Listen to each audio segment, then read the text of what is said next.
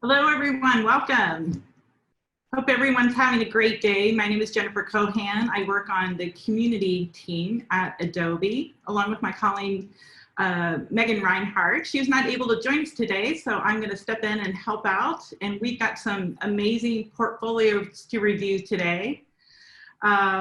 I will let the designers introduce themselves in just a minute, but first we have reviewers, and I believe they are all online now. We have Chen, Amy, Erica, and Andy. I'll let you guys introduce yourselves and get started. And after the introductions, I believe that Angie is going to give us a presentation on how to style and prepare your portfolio. So with that, if we could have the reviewers go ahead and introduce yourselves, we'll take it from there. Sure, I can go first. Hi, I'm Amy Chen. Nice to meet you all over this conference. I'm an experienced designer based out of New York. I work at a creative agency out here.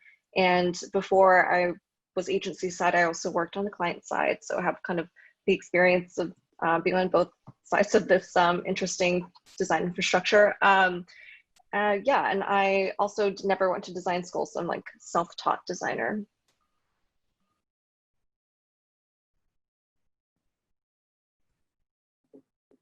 Nice. Angie, do you want to go next? Yeah, absolutely. Hi, I'm Angie Arrington. I'm based in Portland, Oregon. Currently VP of Creative and Creative Director over at Watson Creative. We are a research-based creative agency and specialize in brand and identity, which is an extremely broad package. We do everything from brand, photo, video, graphics, motion graphics, obviously digital side of things into ongoing as well. So I'm really excited to be here today. Thank you. And is Andy or Amy? I think I see Amy. Oh, I went already. Oh, I'm sorry. Not enough coffee yet this morning. Chimmy. Hi.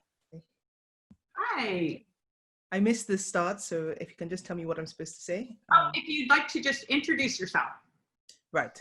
Hi, I'm a product designer. I'm based out of London, and I work a lot on fintech products across responsive web and mobile app at the moment. I've been in design for years, and I used to be a software engineer, sort of Java developer for some time in my career as well. Thank you. You're welcome. And then Andy. I think in the email that might have been a typo for Angie. So I think Erica was the other one. Oh, okay. So let's see. Is that it? I believe so. Yeah, that's it. Oh, okay. Okay, got it. And now I'd like the designers to go ahead and introduce themselves. And first we will start with Joanne. Hi. So yeah, I'm a recent design graduate. I went to university in Vancouver, Canada. So I just graduated this year. So now I'm back home in San Diego and slowly getting back into the flow of things. I got to start searching for jobs and applying. So yeah, happy to be here. That's great. Happy to have you here. And congratulations on your graduation. Thank you. Taiki, how about you? Yeah, absolutely. Arjun, congratulations on your graduation as well. My name is Taiki. I like to tell people it's like Nike, but with a T. It's like the easiest way people can remember my name. But I'm a product designer here in San Diego. I've had the pleasure of actually planning and organizing San Diego Design Week, or helping to plan and organize. So that's what I've been up to recently, but I'm extremely excited about kind of this opportunity to share my portfolio as well. That's fantastic. That's not a small undertaking. So congratulations for you for getting it done. Yeah. And then we have Joanne. Yes, hello everybody. My name is Joanne, but I also go by Jojo. And I am a UX designer that's been working in San Diego for a little bit. I've been interested in all types of design from printing to branding, but right now I'm really interested in UX. So I'm really excited to have my portfolio reviewed in front of everybody. Thank you. Okay, thanks everyone. So now we're going to get a brief presentation from Angie about how to style and prepare your portfolio. Excellent. Thanks, Angie. Absolutely.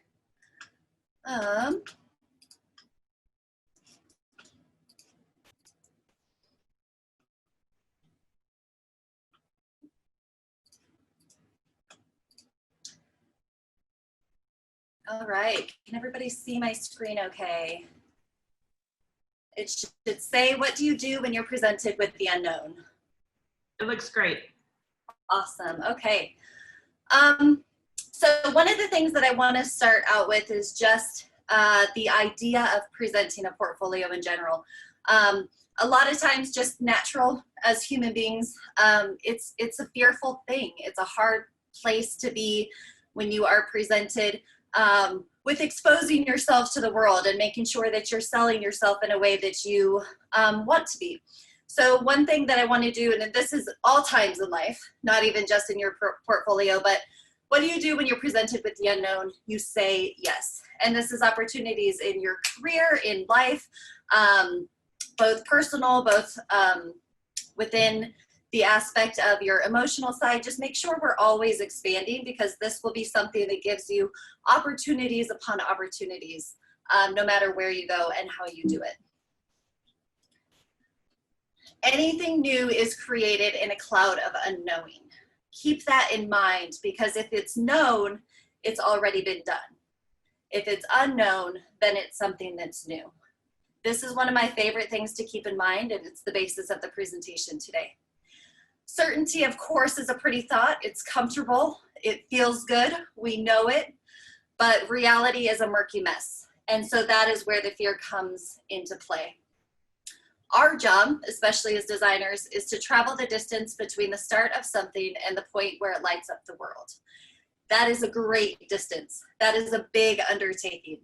Don't ever discredit what you do, because it is incredible. I am Angie Arrington. I am VP of Creative and Creative Director over at Watson Creative in Portland, Oregon.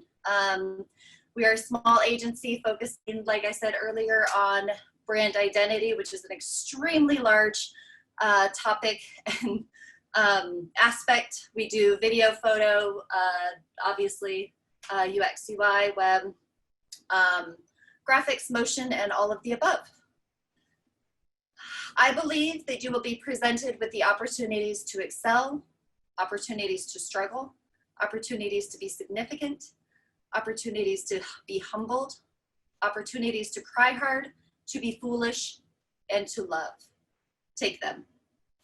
This is an important quote to me specifically. I base a lot of what I do in my life around this quote. And I know that this is getting into something where you're starting to see the inside of the core of who I am, but this is important when you're applying for jobs. A few things that I thrive on, one of those things is making impact. That is something that I know that I want to do in my life, in my career is a part of that. And the best advice I've ever been given is to be kind, and I would like to pass that along as well. My passion lies in the unlimited possibility of the unknown, because I believe diversity fuels creativity.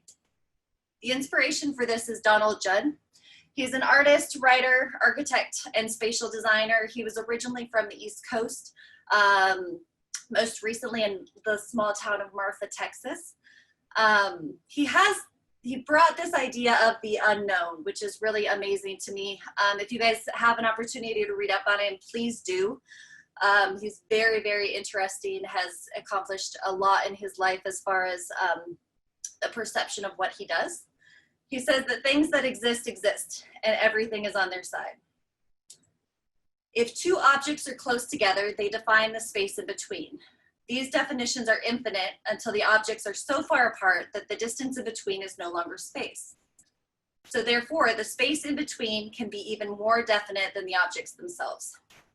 Basically what this is saying, both from physical design and also from what I'm going to get into with the portfolio, is we have to pay attention to both, right? So both are equally as important. A lot of times we get so focused on one aspect, which could be the object, which is maybe the most obvious piece of this. But we also have to think about the space in between those objects, because that actually can be more defining. So getting into a little bit more tactical pieces of the portfolio and how to present yourself. The world is full of designers and directors. I'm just one of them. Today I'm sharing my suggestions. There's a lot of opinions in the world, but this is where I come from. So we have two things, right? We have the objects and we have the space. The objects are the tactical, the standard to which most of us believe the portfolio is our work, right? We just have to present our work and that's it. Show what we've done, show what we've accomplished, show the big names of the clients that we've worked with. Show the goods, get the job, right? That's all I have to do. Hi, Angie. Angie. Oh, yeah. I just wanted to let you know, there seems to be a problem with the screen share right now. Oh, shoot. Fix that real quick. I think if you want to just exit out of screen share again and re-screen share, I think that might fix the problem. I think it was just bugged on the first slide. You gotta love online. Yeah. Perfect. Are you on the objects in the space currently? Okay. Thank you. All right, perfect. Okay, so the objects and the space. The objects, the tactical, the standard, this is what we believe everybody, we're presented with this idea of what we have to have in our portfolio. The space is the emotional. It's who we are. It's what stories broke you and built you. It's how you invested your passion into the individual pieces of the work, which actually gave the outcome of those pieces. It's when you hit a block, what do you do with that? Like, what are the things that get you away and get you exposed to the world? In your downtime, who are you? This is the space, and we can't ignore that as well. So we have the skill sets and the requirements, and then we have the culture and the solutions.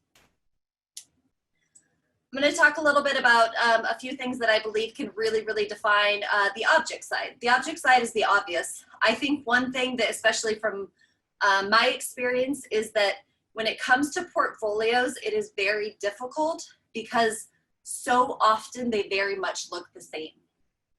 And I think a big reason for this is, even though the work itself might be different, the experience of going into it, if you're looking at multiple portfolios over and over, they start to just mold into each other. So I think it's really important for us to step away from what everybody else is doing and then really think about how you can define yourself within your portfolio. Because I want you to remember, your portfolio in general is an opportunity to show that you are a UX designer, right? This is like the primary piece that you get to show to let the person experience who you are and what you can do. So the first bullet point up at the top, your work should be your centerpiece of it, but don't forget the imperatives of it. Definitely who you are, what you can do, what you specialize in. I think a lot of times on portfolios, the first one I go into, you won't even have the name of who the portfolio is for. It's just a common aspect that is forgotten or something along those lines. I think that's extremely important. So just keep those three at the forefront at all time. If I'm digging into your work and I am stunned by something, I want to be able to quickly recognize the name and understand who they are in those moments that I'm being impacted. Quality over quantity is imperative. You only have so much time, and this goes with websites in general, but when it comes to your portfolio, it's the same idea, is that just choose a few. I would rather have one incredibly impactful case study, even if it's not for an actual client, even if it's something that you made up and you brought into the world and you went through the pieces of. I'd rather have that than I would multiple things that don't tell me or give me as much substance. Up to 3, 5 max, just make sure they're clean and digestible. Include behind the scenes process descriptions. meaning your thought process behind how you got there, what the challenge was, what the solution. And then make sure you're always clearly defining your role. One of the big things that we do is we work with multiple people, right? So we know on the other end that you didn't do every single piece of this project, but we do want to know exactly what you did do, because that'll help eliminate a lot of questions and allow us to cut to the chase. The last thing you want to do is always invite the user to get in touch. Call to actions work. This is why we have them on websites anyway. Utilize them in a really interesting way. Make sure that you want people to know that you want them to reach out, that you're encouraging people to contact you. Getting into this space, the emotional part, who you are, what stories broke you and built you. This is a very hard part to do. It's hard to be vulnerable. It's hard to put yourself out into the world to show who you are, because rejection is a really difficult thing, no matter what you're doing. So just, this is an opportunity for you to really dive deep into what makes you significant at the core of your human nature. What excites you? What drives you? Why are you here? What are you interested in? Are you quirky? Are you, do you love the outdoors? All of these things are extremely, extremely important, including past experiences that you've had. Those will help understand how you solved the problems that you're solving today. So one, don't be afraid to lead the way. I kind of touched on this before. There is a preset structure to how portfolios should look. Don't follow it. Do your own thing, be your own person. Enjoy, if it's just an above the fold single page thing and that represents exactly who you are, do that. Trust your instincts, show something unique. And then add some hidden gems in there. If you have the opportunity to, you know, customize something or make it unique, especially when it comes to cover letters, your resume, thank you letter afterwards. Those are the things, the people on the other side, the receiving end of your portfolio, they're human too. And so if you do those little pieces, those little things that show who you are as an individual and that you will add to their team and their culture, and you will be enjoyable to work with clients. And those are all pieces that are just as imperative as the work that you do itself. So keep in mind of what you can do there. A handwritten note goes a long way. Case studies, these allow you to tell your story. A lot of times, I think in general, we will get caught up in what the greater story is, maybe how the client feels. Was the client happy? Those are important, yes. The statistics behind how things reacted were important, but what you need to do at this point in time is tell your story. This is your opportunity. What piece of the puzzle did you place in this program, and why did you do it? The case studies can be hardly even mention the client if you want that to be a piece of it. Just let people know how you got to where you got to. Lastly, show some personality. This doesn't mean you have to be loud. Personality doesn't always have to be in your face. It doesn't have to be loud and eccentric. It's something that it just shows. If you are soft and you are peaceful, then show that in your portfolio. You're about to spend 40+ hours a week with these people. So it's just as much, it's just as important for you to love who you're spending the time with as well. So show them who you are. Make sure that you fit in. Make sure that it's a culture that you love. That's going to be just as imperative to you as it is to them. So I just want to make sure that when you're building a portfolio, you do not forget the space. This is a piece of the puzzle that I notice most often is left out. And it is something that will immediately make me bypass a portfolio in a lot of ways. If I don't see personality, if I don't see an interest and a passion, if all I see is just the tactical work, that is something that is important, but is about 50% of the puzzle. So just keep that in mind. This is something that happens all the time when a chef cooks for their friends. They don't cook filet mignon, they make tripe. Why do they make tripe? Because it's difficult. Filet mignon is everywhere. Most people do it. Just keep in mind that this happens within all industries. So anything new is created in a cloud of unknowing. It's both a challenge and a pleasure to create something impactful. So remember, our job is to travel the distance between the start of something and the point where it lights up the world. Creativity is unlimited. Get out there, do some badass things. And when you're presented with the unknown, please say yes. That's it. Andrew, that was fantastic. Thank you. Very sound advice. Okay, we are ready for the reviews now. Let me paste the URL for our first portfolio.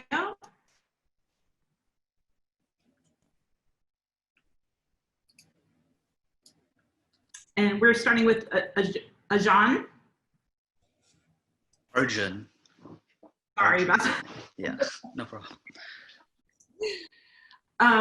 So you can follow along from home. I'm not sure if we wanted to share it on screen here as all of the reviewers talk through your portfolio. Let me know if somebody has a preferred way to do this. I think Jennifer, if you wanted to share your screen and have the portfolio up, I think the reviewers can also go off of that as well.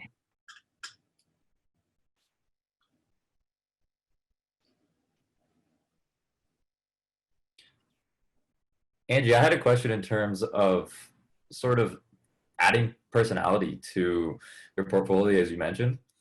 I've seen an increasing amount of kind of this emoji and a friendlier vibe to a lot of the portfolios that I've been kind of looking up and seeing online. Is that something you think is okay in a professional setting and kind of enhances maybe the friendliness or kind of the emotional aspect of a portfolio? Or is that something that you think doesn't really belong on a portfolio? That's a great question. I think that it's really, really important to know exactly who you are. Mm-hmm. If that is something that represents you to who you are as a human, what you will bring to the table, how you will interact with clients, what style of work that you do, your day-to-day, then absolutely, please do that. That will fit somewhere. There is somewhere that is a perfect way to go. One of the hardest things, whether you're working on client projects or you're doing your portfolio, is when you're trying to pull something out of somebody else's head. I want to create something that I think they want. You will never get there.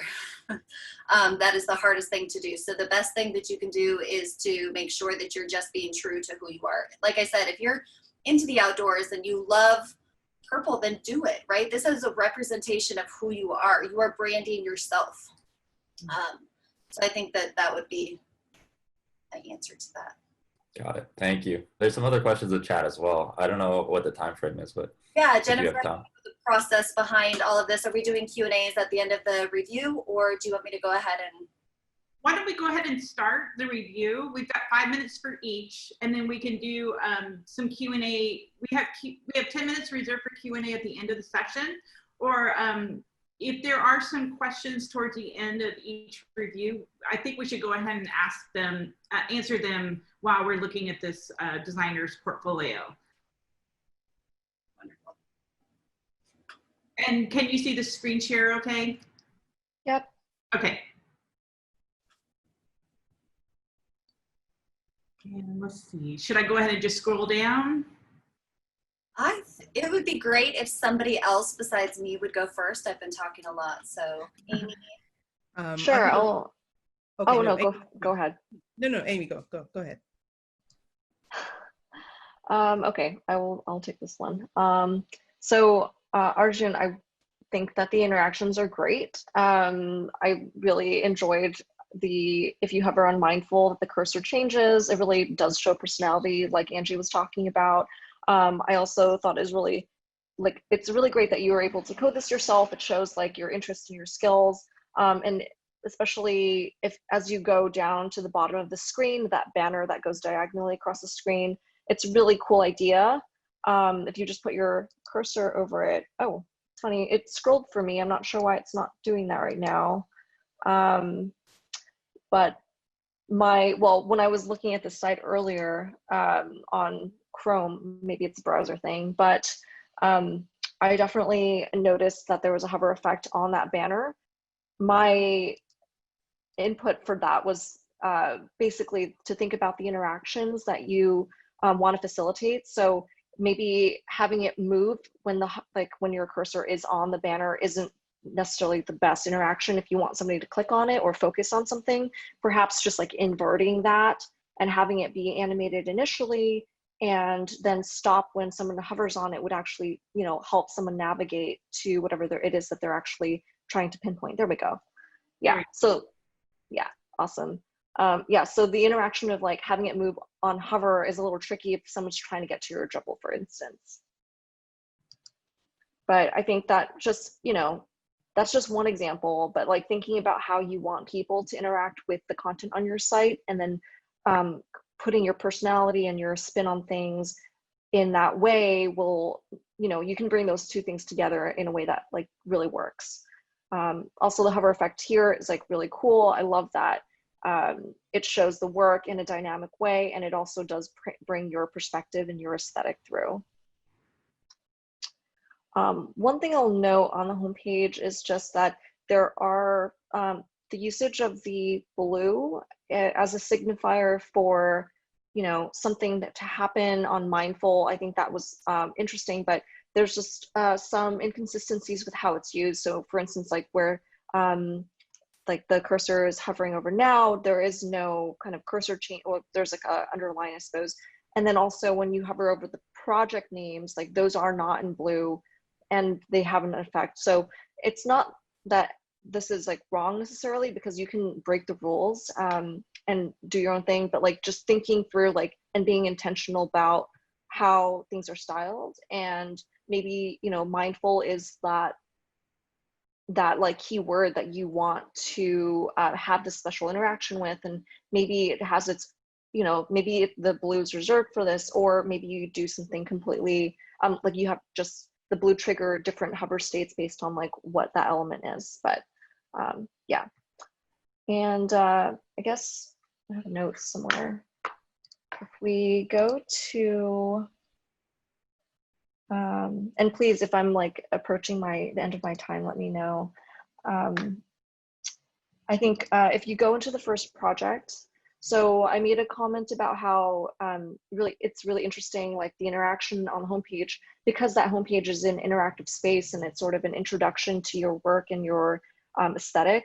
I do feel like here, carrying over this same interaction doesn't feel like it fits quite as well, just because like now somebody is diving deeper into the work, and this is more an area to really showcase like screens. So I would appreciate actually seeing like a higher resolution or more like a different view as an introduction, something that's different than what I just saw on the homepage.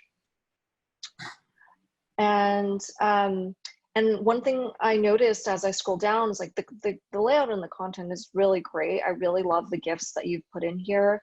I've had trouble at some points going from one section to the next because the hierarchy of the headers is pretty much consistent. So there isn't a really good sense of like an H1 versus an H2.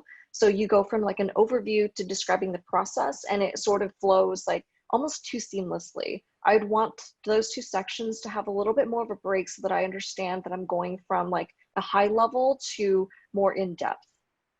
But I think the content is really great. I love the video assets. The research is really well done and like well communicated. And again, like really like all the snapshots of your process. And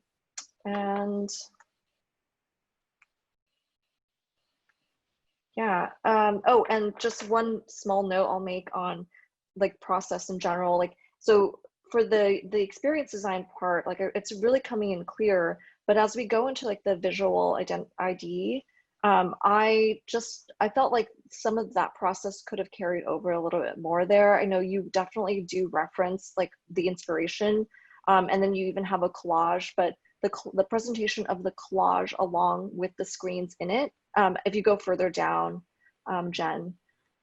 Yeah, it's just like one of the final sections in this case study. But showing the inspiration along with the UI in one, it sort of like broke what you did really well in the experience section, which is like to show the sequence. Here you're showing it together, and so I'm like, it's harder for me as a user to understand how you got to the design and like how the inspiration served to affect the final design. And I'll leave it at that.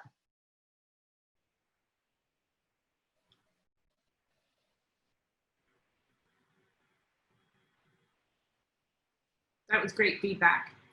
Did anyone else want to provide any feedback on this portfolio? Jimmy, go ahead. Yes. So I have a reputation of being like the really practical designer. So I'm going to start with some practical advice. I hire designers. For a junior designer role that I have to look at 200, 300 portfolios. I guarantee you that I have no time to spend in depth looking at the detail. So if you think about the two people that are likely going to be looking at your portfolio first, they're going to be a recruitment person who has no idea what design is, or a hiring manager who probably needs to go through quite a few things to make their minds up. They have around 5 minutes per portfolio. So I think that your portfolio needs to communicate enough about you in a 5-minute scan for the person to decide if they want to dive deeper. And for me, I think that things that distract from that is like Amy pointed out, the hierarchy of the page, knowing which thing to click into. I kind of missed what the project was and which things I was supposed to click in to go far into the portfolio. And then when we go into sort of this detailed page, I have no idea why you did anything. So I'm a UX designer, right? I'm very interested in why did you make this decision? Why did you settle on this color palette? Why did you do this kind of process step instead of another thing? And I really want that to be clear to me. And also aligning with what Angie said, I didn't see which specific things you did. Who did you work with?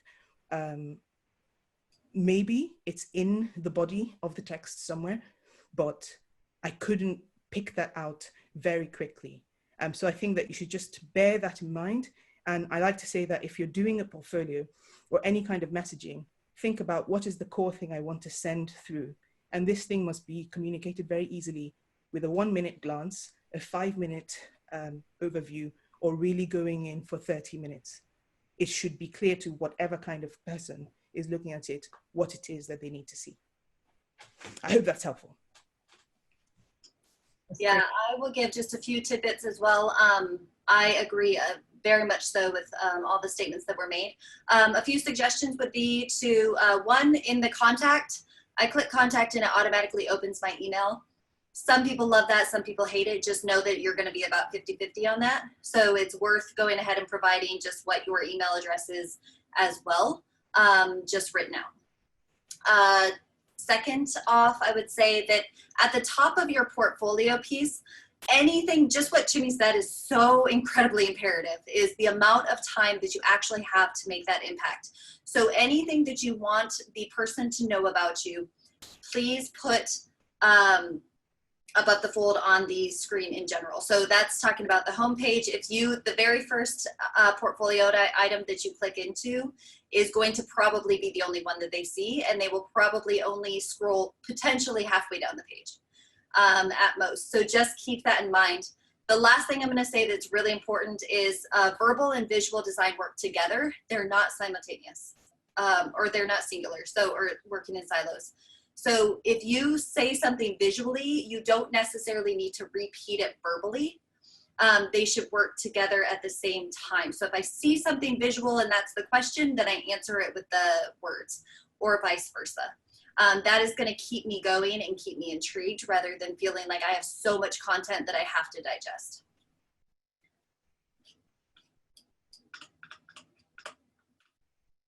I hope that helps. Yeah, that was really helpful. Thank you so much. Do you have questions?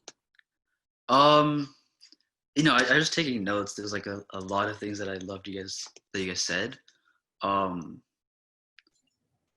so in terms of like the length, so I guess like the goal is to just find like a balance between like it shouldn't be too long or too short, right?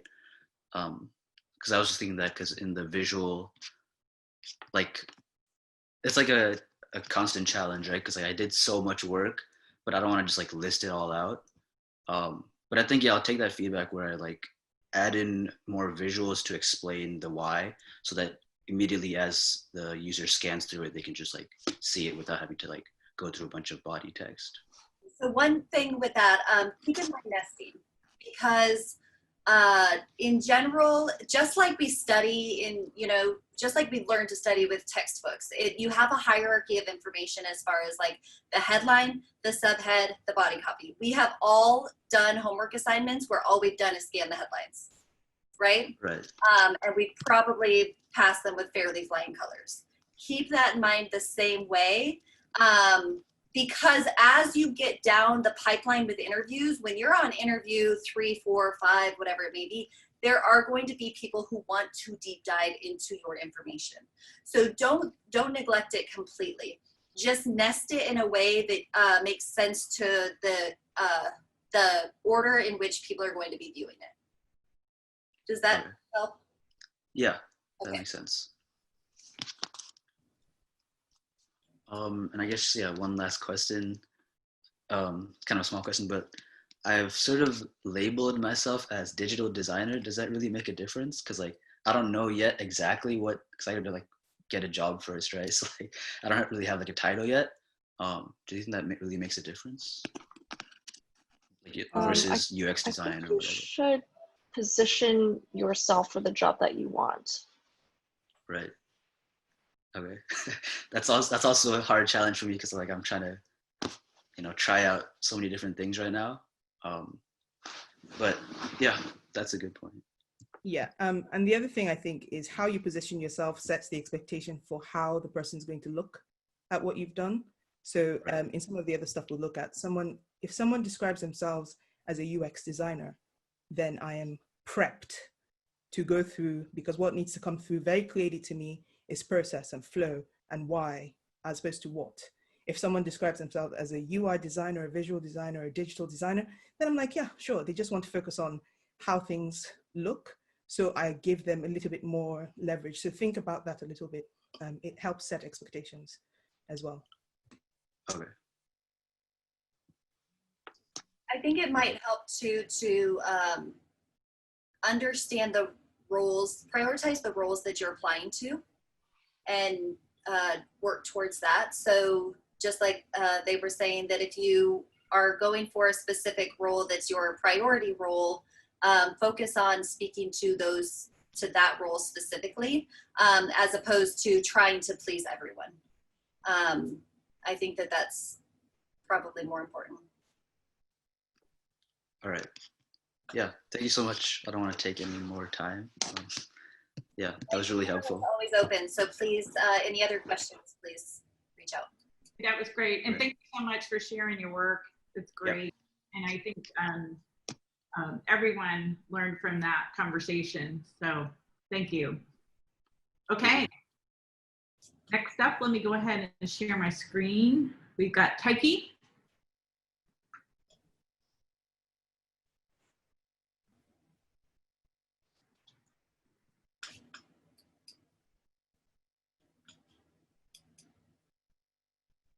Amy, do you want to go in the same order?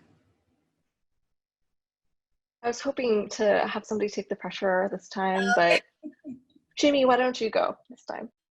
Sure, I will.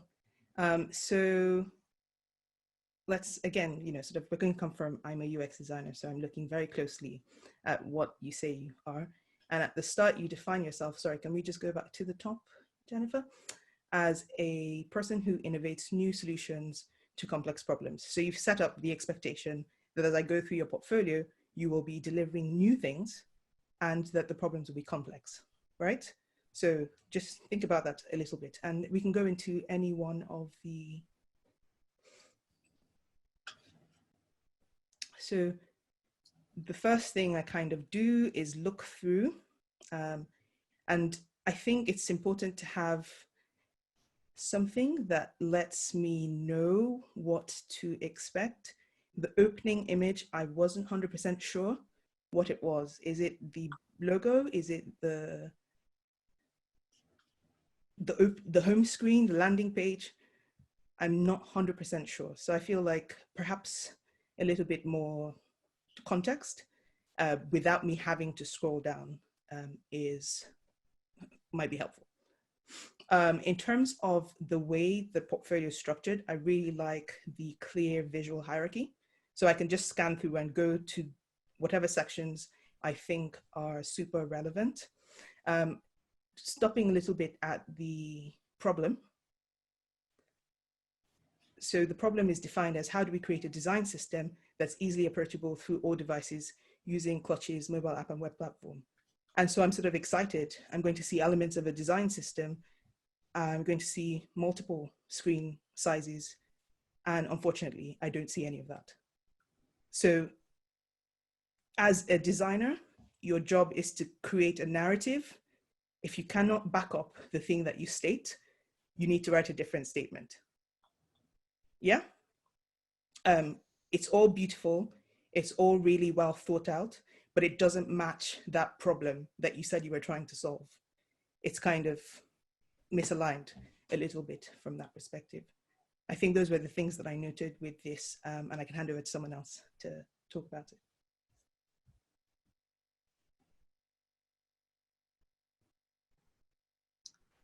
Erica, would you like to go next?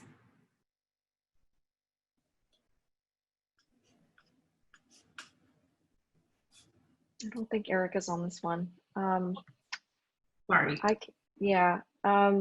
can just chime in really quickly. So sort of like one thing that I just caught my attention as I was going down this page is just being sort of thoughtful about what's calling out for your attention. So I kind of agree. I agree completely with Shimi actually. If you scroll down, the projects you've chosen to feature here, I was wondering why you chose to use the sort of like treatment you did for the DEX project, because it's like a graphic treatment of something that it doesn't actually represent what the project is. It kind of didn't fit like both the color scheme and like the icon. And I went down to the bottom of this project and I was like, oh, this is actually like industrial design. And just making sure that when people don't have very much time, that you are conveying accurately what the project actually is. And then one thing that I'm noticing as well is like the green is intermittently used and it's calling out for my attention, but I'm not sure like why. Not to say that you shouldn't use color, you definitely should and can, but I just felt like the placement of the color, it didn't really like do anything for me. I'm definitely a believer that things should be like things that call out for your attention should be intentional and should communicate something. And see, oh, and just one final note. I did look at your resume really quickly, and there isn't really a continuity between the styles that you use in your web portfolio and your resume. So it could just be something as simple as, you know, making sure that the typefaces are like the same, or just like the color scheme is, you know, carried over, just to make it feel like, okay, you have like a brand and you're thoughtful about the presentation of your work as a whole. Yeah, I'll give just a few quick points as well. Amy, that is one thing that stood out to me immediately was the use of color in general as should be consistent. So whether it's in your resume or within each case study. For example, if I use a quote on one, I should probably think about using a quote on all of them, or differentiate that so that the quote is different than maybe a call out about the solution on the next page, so that I fully understand how to take it in. But just as I was talking about the textbooks, when you're skimming, if you're going to indent something or you're going to create more space in something, that will automatically draw attention rather than big blocks of text. So think about how you are separating things. If it's something that you want somebody further down the line, interview 3 or 4, to read a big block of text because it's all the deep dive details of it, put that all together like a book. If it's going to be something that you just need people to know your place in it, what you did for it, what your role was, things like that, throw that higher into the larger text. Also, this might just be me. I care who the client is, but I don't care that much. So put that somewhere else. Utilize that top space on your page to tell me about you and what you did within this project. Clever headline, something unique about your role in it. That will intrigue me to look further down, and it will also answer the questions that Amy was talking about. That's great. So we just Got it. have a minute. Taiki, do you have any questions? Yeah, absolutely. Thank you, by the way, first of all. It was really great insight and just kind of learning different perspectives as well.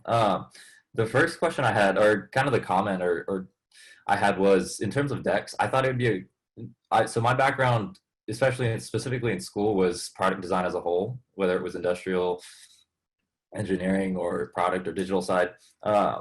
And decks was a way for me to kind of broaden my skill set in terms of a design process in a different medium. And I thought that was something that would kind of convey just different aspects of me as a person. Would it be more beneficial to put more kind of digital portfolio projects, just if I want to go into that space?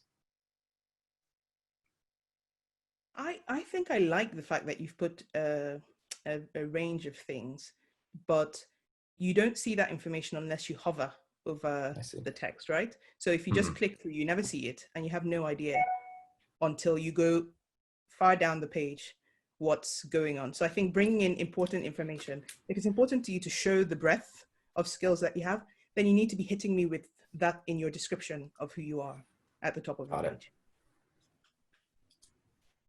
Got it. Yeah, thank you very much.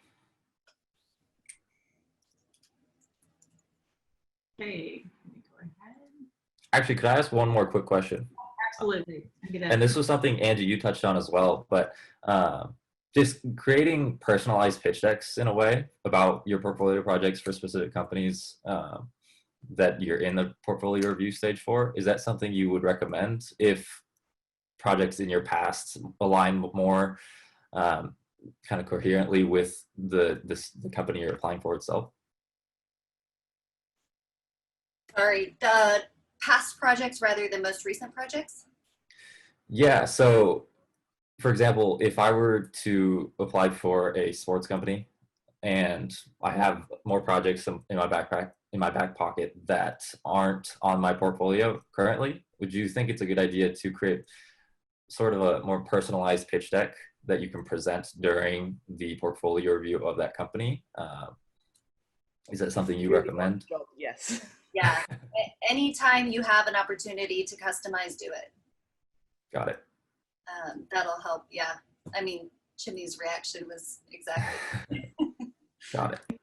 In my experience, I tend to spend all my time researching roles before I apply. Like I can spend weeks looking at what's available, and then I only ever apply to 2 because I only want to waste that time on a company that I truly believe in. And I think that they deserve an experience that I've crafted just for them. You can feel it too when it's something that somebody's trying to apply to a bunch of places versus they're really interested in. Got it. That's awesome. That's awesome to hear. Thank you very much. Okay, and now we're ready to take a look at Joanne's portfolio. I think Angie has to start. First. Angie, you've got to start now, please. Oh, where's Erica? Okay, so my first impression is great. As far as it's clean, it's interesting, it's got a lot of color to it, but I don't necessarily know what you do. So keep that in mind. I I just want to make sure that I have your name, what you do, and ideally what position or like what you want to do, right? So I am a product designer, I'm a UX UI designer, I am whatever that may be, even if it's small, put it up there. Also, contact would be great immediately off the bat is a really important thing. I do, again, love, I'm such a nesting person when it comes to information, because it's not less is more. It's just, you have to put information where it's right. So I do enjoy like the rollovers, but put a little bit more information there, because I might only roll over. I might actually not click into it. So if you do put a little bit more information on that, then I'll actually be able to know what you did on each project and pass your name along right away to the next person, or say, I don't think she's right for this position, I'll, you know, carry on. I am just gonna strongly say that I think that if you are going to have an about section, I love it, but make it purposeful. And I'm not saying that yours is not. I just think on a regular basis, when I go into about the person, it feels a little bit structured, right? We all get caught up in writing a bio, or we get caught up in the expectation of what people think they want to hear about us. Dabble that personality throughout the page. Maybe you don't even need an about page. Maybe you can put that into little snippets about like why you loved a project because it reminded you of your cat growing up, or something like that. You know, that would be really interesting to see. The other thing is, I had a portfolio at one point in time where I didn't even know this going into it, but the most interesting project was one that the designer had completely made up. And it was just a personal project that they were working on. And it was she'd never done app design, and it was an app design for, I think, kitten crochet or something like that. That was so unique, but she had thought through every process, even roles that she hadn't played within an organization yet, she took the time to do on her own. And that was really, really interesting to me to say, oh, if you were actually deep diving into the research side, how would you approach that? And it gave the opportunity to see a little bit more of that. Those are high level thoughts. Amy, Chimmy, go ahead. All right, I'll go. So if we go back to the homepage, I had sort of the same thoughts as Angie. I wasn't sure exactly what you specialized in, what your interests lie, because from this grid, it kind of looks like you do UI, but also graphic design, and like apps and websites. So I had a question about like how you ordered, like how do you decided to order these elements? And especially with the latter pieces, they definitely feel more along the lines of like graphic design. And with the Byzantium especially, it actually doesn't represent the product that you worked on. So again, I want to be able to see your work like upfront. Like this book wasn't, as I understand it, part of like the design you did. It's part of the inspiration. So with people who have very little time, they may get the wrong impression if you put something that isn't the actual work that you did on the homepage. And I do really like the wireframe process that you showed throughout these. It's really like great fidelity. I really understood what you were trying to achieve with this project that's being shown. I did feel like showing the design system ahead of some of the UX work felt like a little bit out of order. But I mean, it's great that you have it. I just would have like organized things a little bit differently in order for you to tell that story of your process a little bit more effectively. Yeah, I think that's it. For me, in terms of structure, winning, I'm a UX designer, so obviously I'm a little bit partial to process and things.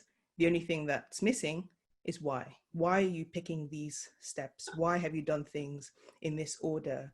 How did that add to the solution or detract from the solution that you delivered? Were there any constraints that you butted up against? Those sort of things, I think, are super critical to come through in a UX designer's portfolio. This one's controversial. If I go into a CV or a portfolio and someone tells me they like Animal Crossing or ukuleles in their about, I tend to skip past because I don't know what is that supposed to tell me about you as a designer. So I'm not saying that I don't want to know about you, but I would like for the first things that you highlight to really tell me, how are you going to fit into my culture or my organization or whatever else is. I think that design should be intentional. Every element in your portfolio must justify its presence. If you have a picture, why is that picture there? If you have a word, why is that word there? If things are laid out in a particular way, why have you laid out that process? It should communicate itself visually or in the words that you have on the page to me as the portfolio reviewer. But in terms of overall structure, like, I think that they're very, very positive things across all three portfolios that we've seen. Thanks a lot. Joanne, do you have any questions? We've got 2 minutes. Yeah, so I have a real quick question. So out of the 6 projects on my portfolio, 4 of them, the top UX focused, but they are all passion projects. They are not out in the real world. The last 2 are, they were projects that were actually created. Would you suggest taking out the last 2 because they aren't UX focused specifically, or keeping them because they show more leadership with the role that I had in it? I don't know, should I focus more to UX or kind of get a broader idea? I'm not really sure. I can answer that one. You control the narrative, right? So as the person reviewing your portfolio, I have no idea what you're trying to tell me. So if you want to sell me on you being a UX designer, then sell me on you being a UX designer. If you think that those 2 bottom projects, because they're out in the world, strengthen your position as a UX designer, you just need to put them in a way that lets me know that you'll bring some benefits. So if we go back to Arjun's, like Arjun's portfolio would interest me with the movement, the motion, the interaction, because that's a skill set I don't have and would be very willing to accommodate on my team. So if you have another skill set that isn't your main skill set, you can call it out, but you just need to make super clear what it is that it brings to the party for the person that's looking at your portfolio. Gotcha. Thank you. And I think it's important to note that not everyone needs to be specialized. So your strength might be that you're not specialized, and you can encompass a wide variety of things. And those are positions that are open and necessary to fill. So decide where your strengths fit. And I think that that's a really important part, is I'm not going to know your strengths if you don't know your strengths, right? And so I think that's a big part that Jimmy was talking about, is just, if you're able to communicate those pieces because you know them, that's important. If you don't know them yet, that's okay, but let's make an effort to figure that out, right? Like, what are the things that you love? What makes you feel like you're not going to work every single day, but you're actually getting to enjoy Mondays just as much as you are Fridays? You know, those are things that you want to define within yourself first, so that you can accurately tell the narrative that Jim's talking about. Gotcha. Thank you.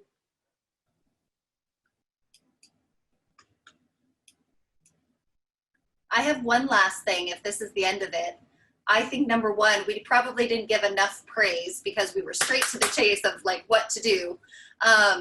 But I want all of you to know this is huge. This is an amazing thing that you're doing. Like, number 1, to put yourself out into the world like this and in front of 123 people is incredible. So yes, that's awesome. And also there's a lot of positive things about your portfolio that we didn't get into. So please take that into consideration. A lot of it was just constructive criticism today due to time. And I think we need to pick a portfolio winner, right? Oh. I didn't realize. I That's didn't great. know this either.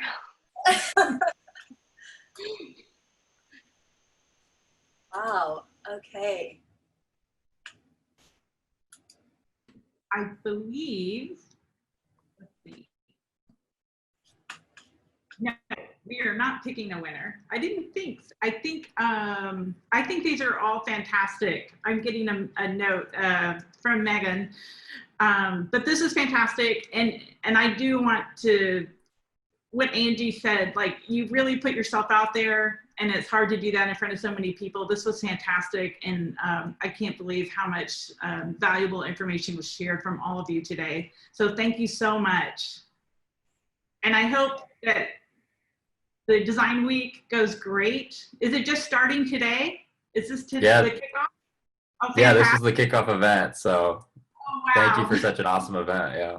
Yeah, well, there's going to be events throughout this week until Sunday. So feel free to check out the website.